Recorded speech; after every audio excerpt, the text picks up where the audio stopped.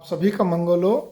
मैं पुराने लेखों को पढ़ पढ़ के बता रहा हूँ क्योंकि कई लंबे तो उसको पार्ट वाइज करो, तो विवाहित स्त्रियों के लेख में दूसरा, उसी का दूसरा पार्ट। मैं कहना चाहूँगा कि विवाह पश्चात स्त्रियों को ससुराल में तालमेल सभी से बैठाना चाहिए, हालांकि सबको मालूम है, परंतु यथार्थ तौर पर देखा गया उनका ससुराल में सामंजस्य नहीं बैठता।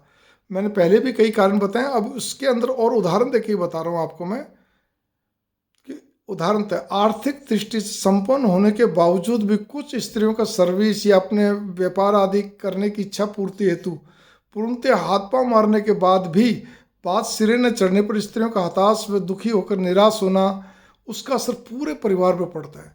यहाँ उन स्त्रियों की बात है जहाँ सर्विस व्यापार की जरूरत नहीं है, चूंकि आर्थिक तौर से अच्छे खासे संपन्न है।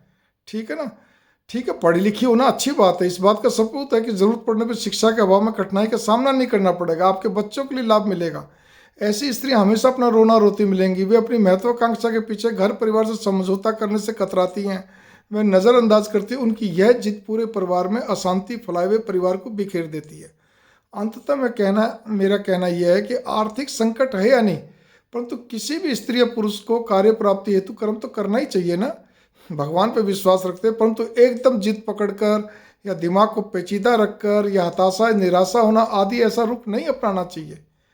यह मान लेना चाहिए कि यदि कार्य नहीं जम रहा है तो इसमें भी कोई भलाई है, समय अनुकूल आएगा तब कर लेंगे, लेकिन अपना कर्म तो करते चलो। लेकिन दिल उठाकर दिमाग खराब करने का क्या फायदा। मुख्य बात तो ये है, तब तक अपने परिवार का जीवन तो और सुखमय बनाओ जितना भी अच्छा हो सकता है। ये अच्छी तरह समझना चाहिए प्रत्येक स्त्री को, प्रत्येक लड़की को, कि लड़कियां ही ससुराल, यूनिवर्सल ट्रूथ है कि लड़कियां ही ससुराल जाती है और पियर वालों करते हुए कन्या को बातों बातों में वहाँ के बारे में सकारात्मक विचार देना चाहिए, व्यवहारिक बातें बताना, परंतु होता उल्टा। कुछ यम नियम समझाना दूर की बात, वरन यह समझा जाता है माँ बाप के द्वारा, लड़की के माँ बाप के द्वारा, कि लड़कियां स्वयं समझदार होती है, फलस्वरूप वर्तमान दौर में स्वच्छंद विचारधारा के चलते कि वो अपना भी सब कुछ हैंडल कर लेगी। तो क्या होता है, स्वच्छंद विचारधारा के चलते कन्या विवाह पश्चात एकल परिवार की कामना करती, सिंगल फैमिली की, जॉइंट फैमिली में रहना ही नहीं चाहती हैं। मतलब कई तो ऐसी देखिए, अगर किसी के घर में केवल एक अकेला, कहते हैं माँ भी हो ना, खाली माँ और बेटा, तो वहाँ पे भी दिक्कत पड़ जाती है। कहती है मैं तुम्हारी माँ के साथ नहीं रहूँगी, ऐसा भी अब कुछ अपवाद स्वरूप कुछ आते हैं किससे।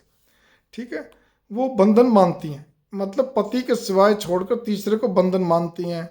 ठीक है, तो ऐसी कन्याओं, अब ये कन्या अगर ये सोचे कि आज उसकी भाभी भी उसके पियर में ऐसा ही करे, मतलब उसके परिवार में जो उसका पियर है, तो कैसा लगेगा कि वो अगर उसकी भाभी बोले मैं तो तुम्हारे भाई को, मतलब अपने पति को लेकर मैं तो अलग रहूँगा, मैं तुम्हारे माँ बाप के साथ नहीं रह सकती। तो इसीलिए ये बात नोट कर लीजिए, जब ऐसा करें तब ननंद उनकी विरोधी हो जाती है। तो आपकी ननंद है या नहीं, बात उसकी नहीं है, लेकिन ससुराल वालों को दिल में कितना बुरा लगता है। तो इसीलिए ऐसा करो जिससे कि क्या कहते हैं, हर क्यों का जवाब लेना, हर बात का स्पष्टीकरण लेना, ताल ठोक के बहस माना नहीं करना चाहिए। ठीक है ना, मैं सच सुनना पसंद करती हूँ, सच बोलना पसंद करती हूँ, ये सब चीज़ें वाद विवाद का कारण बनता है। पति की बातों को क्या कहते हैं, छोटी छोटी सी कमियों को उसकी मम्मी को बताए रखना, अपनी सास को कितनी बुरी बात है उसके परिवार में बताए रखना। ठीक है ना, उनको मालूम है जैसे भी है उसके परिवार में, मतलब पति के परिवार में या कुनबे में कुछ लोग अलग अलग स्वभाव के होते हैं, कोई नेगेटिव पॉजिटिव जैसे भी होते हैं, मतलब ठीक है ना, कोई क्रोधी होता है बहुत ज़्यादा, कोई क्या कहता है चतुर ज़्यादा होता है, कोई क्या कहता है बहुत ज़्यादा लोभी होता है, कोई कोई कैसा, मतलब अलग अलग तरह के स्वभाव होते हैं। तो अब क्या उनके बारे में बताना, उनको मालूम है, उनको कोई चुगली करने वाला था, तो वो क्या करते हैं, वो अपना ढकना ढके हुए रहते हैं, अपना ठीक अपना चुपचाप चलते, किससे कितना हमें बात करनी है, कितना उसको पास बैठाना या जाना नहीं जाना उनको मालूम। अब आप क्या नई चीज़ बताएंगे, लेकिन नहीं, आपने तो नुक्ताचीनी भी करनी है, कहते हैं क्रिटिसिज्म भी करना है, कैसे पार पड़ेगी, फॉल्ट फाइंडर आप हो, गलतियाँ कमियाँ सबकी फटाफट निकाल देती हो, और ऊपर से सच बोलने का दावा, ऐसा नहीं अच्छा लगता। स्पष्ट बोलने का मतलब सच पता है, स्पष्ट बोलने का। हम राजा हरिश्चंद्र भी नहीं है ना, हमें गृहस्थी के अंदर इतना होना चाहिए। गृहस्थी के अंदर तो बातें बहुत ज़्यादा दबाई जाती हैं, थोड़ा सा ढकना ढका जाता है। ये सब सच बोलना, स्पष्ट सुनना, ठीक ना, आपको कहता है हर क्यों का जवाब, स्पष्टीकरण, बहस करना, ये सब आपके कार्य क्षेत्र में होता है। वो भी अपने सीनियर से नहीं होता, अपने जूनियर से ही होता है। तो इसीलिए ध्यान रखिए, घर में तालमेल बनाने के लिए बहुत ही सहनशीलता की भी जरूरत है। मंगल कामना, नमस्कार। तीसरा पार्ट आगे।